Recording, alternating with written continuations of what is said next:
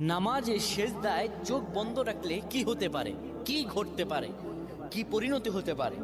আমরা অনেকেই নামাজের সেজদায় চোখ বন্ধ রাখি। এটি আসলে আমাদের জন্য ভালো না ক্ষতি, এটি আমাদের জানতে হবে। নবী সাল্লাল্লাহু আলাইহি ওয়াসাল্লাম 532 নম্বর হাদিস সহিহ আল বুখারীতে বলেন, শোনো, তোমাদের মধ্যে কেউ যেন সেজদায় তার বাহুদয় যেন কুকুরের মতো না বিছিয়ে দেয়। অর্থাৎ এইভাবে অনেকে আমরা আছি, এইভাবে সেজদা দেই না। আমরা সেজদায় এই যে বাহুদয় আমরা জমিনের মধ্যে লাগিয়ে দেই, রাসূলুল্লাহ স্পষ্টত নিষেধ করেছেন এইভাবে যেন কেউ সেজদা না দেয়। এইভাবে যদি সেজদা দেয় আল্লাহর দরবার তার নামাজ কবুল হবে না। শুধু তাই নয়, রাসূলুল্লাহ সাল্লাল্লাহু আলাইহি সাল্লাম সেজদার মধ্যে গিয়ে চক্ষু বন্ধ করা ঠিক নয়।